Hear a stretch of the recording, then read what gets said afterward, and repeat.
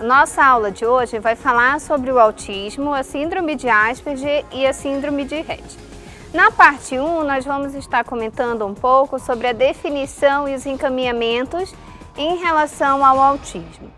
Então é importante só relembrar o que nós já começamos ali na nossa trajetória, no início da nossa disciplina, e também contar, que o ser humano ele deve ser, dentro desses aspectos, considerado um ser pleno. E para isso nós vamos ver a nossa primeira imagem aqui, aonde nós vamos falar sobre educação. Então, dentro dessa educação, nós temos alguns apoios que nos fundamentaram para que nós chegássemos até aqui, ao momento histórico.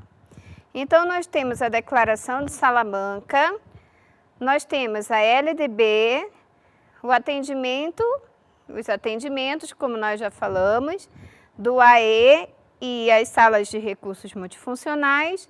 E por último, nós tivemos agora, recentemente, o Estatuto da Pessoa com Deficiência.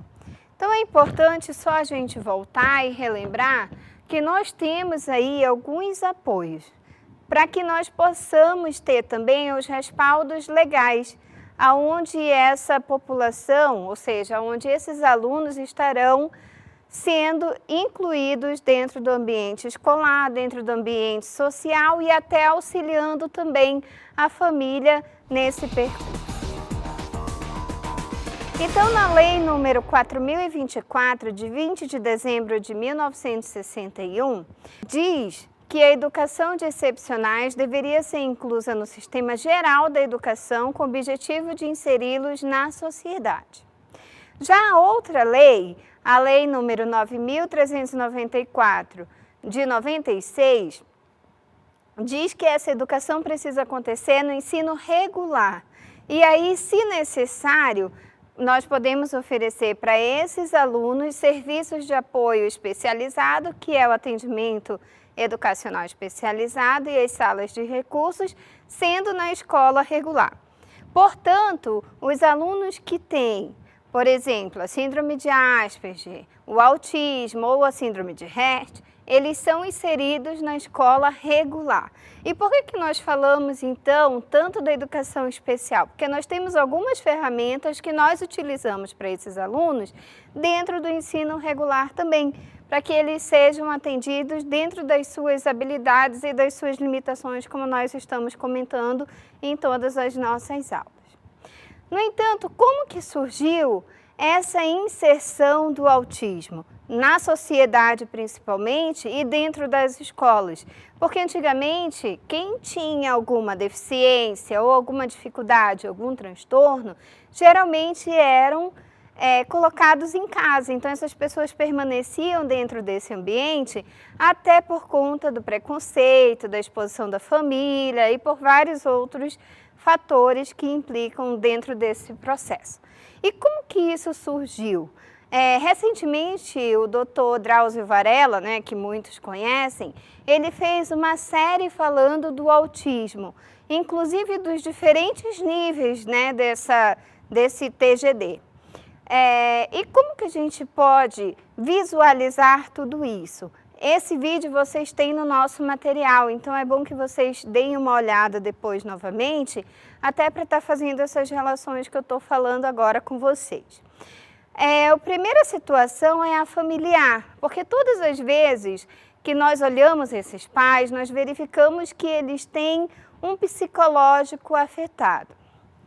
Quando a gente fala em psicológico afetado, não é no sentido de ficar mal todos os dias com essa notícia, mas sim porque algumas especificidades do TGD, elas têm níveis, Então, por exemplo, o autismo tem os níveis leve, médio e tem o avançado, assim como a síndrome de Asperger e a síndrome de Rett. Então, tudo isso vai impactar na rotina dessa família. Há uma mudança, Há uma mudança nessa organização. E o que compromete, então, as pessoas que têm essa especificidade? Primeiramente, a falta de contato, o olhar que muitas vezes eles não conseguem manter, a interação com o outro Então, eles não têm uma sociabilidade natural como acontece com as outras pessoas, eles têm uma certa resistência, mas eles também têm um movimento de insistência no corpo. Então, em alguns movimentos, em algumas situações, eles repetem aquilo que nós falamos anteriormente, até da ecolalia, tá? E como que é o desenvolvimento do autista? Vamos verificar aqui uma imagem agora. Então, vocês podem ver que aqui na imagem nós temos alguns níveis do desenvolvimento. Essa imagem eu também disponibilizei para vocês lá no nosso material. Então, aos 2 meses, a criança ela não fixa o olhar, ela não presta atenção aos sons. Ela não consegue efetuar a troca de olhar, principalmente na amamentação com a mãe. Aos 4 meses, a criança ela é pouco sorridente, não demonstra interesse com os móveis. De 10 a 11 meses, não acena e não aponta para os objetos. De 1 a 3 anos, essa interação e atenção é reduzida, também para as pinturas e desenhos.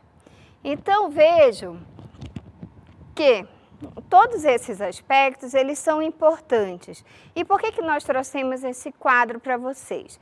Porque lá, quando nós estudamos Piaget, Vygotsky, Vallon, eles nos trazem algumas determinantes desse desenvolvimento, os quais nós seguimos para que nós possamos entender aonde que essa criança mostra um diferencial. Então, é aqui que esse diferencial acontece. Se você pegar lá essa faixa etária para Vygotsky, para Vallon, para Piaget, eles dão um parâmetro. E daí nós temos o parâmetro também dessas pessoas com TGD.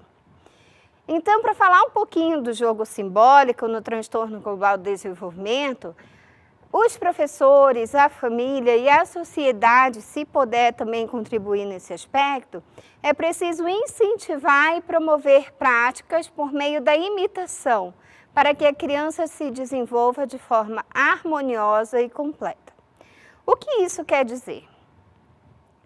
Então, nós podemos aí conversar um pouco sobre essas possibilidades do professor estar trabalhando um pouco mais a imitação, que é quando a criança vê um espelho, né? A mesma coisa quando uma criança começa a falar. Então, para quem tem o TGD, isso fica mais tranquilo para eles de processar a informação e de estar atendendo também. Outra questão com essas crianças e com as pessoas que têm o TGD é o contato, né? Eles também têm essa questão de se sentir segura com certas pessoas. Por exemplo, o pai, a mãe, as pessoas que estão mais próximas. Então, quando o comando vem dessas pessoas, isso fica mais tranquilo. Agora, quando existe um ambiente aberto, onde a criança está, por exemplo, num restaurante, numa festa, é preciso cuidado, que essas crianças, essas pessoas, elas precisam ser orientadas com antecedência. Então, sempre está falando para elas o que vai acontecer. Por exemplo, se vai sair para um restaurante, dizer qual é o restaurante, quem vai, como vai, com que roupa vai, como é que é o restaurante, se possível mostrar antes, para eles estarem ambientados com o que eles vão encontrar. E isso nós podemos fazer relação para a escola e também para os outros meios sociais que eles estarão aí inseridos. Agora, voltando um pouquinho, nos atendimentos especializados, é preciso que esse professor e que esse pai ou essa mãe, eles tenham cuidado com as reações do aluno com TGD. Mas por que a professora está falando isso? Porque também existe um nível de agressividade. Nem todos apresentam isso. Então, é preciso que esses professores estejam adaptados, estejam confortáveis, porque pode ser que um dos alunos tenha essa reação. E para isso eles têm alguns materiais adaptados. E como funciona essa adaptação? Então, o Amaral, ele vai falar um pouquinho sobre a luminosidade da sala de aula. Porque as pessoas com autismo nem sempre gostam do excesso de luz. Então, por exemplo, quando você está num ambiente com muita luz, isso pode incomodar a pessoa com autismo, com a síndrome de Rett, com a síndrome de Asperger. O cheiro dos produtos utilizados também incomodam, podendo apresentar até um comportamento inadequado, né? Então, esse material que estarão sendo utilizados com essas pessoas e com essas crianças precisam ser considerados. Alguns materiais concretos, como o alfabeto móvel, blocos lógicos, os jogos de quebra-cabeça e os jogos de memória, eles podem ser utilizados com cautela por conta de haver uma agressividade dentro da sala ou algo desse tipo. Então, nós temos algumas pesquisas que foram desenvolvidas, principalmente pelo autor Kanner, para tentar amenizar os sintomas que essas pessoas com TGD sentem e até para estar trabalhando isso com antecedência. O que existe de implicador com essas pessoas? A memória de curto prazo, a atenção, o jogo simbólico, a interação e a ação com os objetos. Eles têm também um brincar individualizado. E como nós falamos do receio da luminosidade, eles têm esse receio também com o som. Então, isso a gente tem que tomar uma certa cautela para que isso não cause alguma estranheza para eles. Agora, quais são os entraves educacionais para estar trabalhando com um autista? Né? Como nós sabemos, isso também faz parte de um atendimento especializado. Caso seja necessário, ele pode fazer esse atendimento lá no AE ou nas salas de recursos multifuncionais, com os materiais adequados, com os materiais assimilados, né, assim como um profissional adequado também, e adaptado para que ele não tenha qualquer ferimento ou qualquer indisposição com que ele vai estar trabalhando dentro da sala de aula com o professor.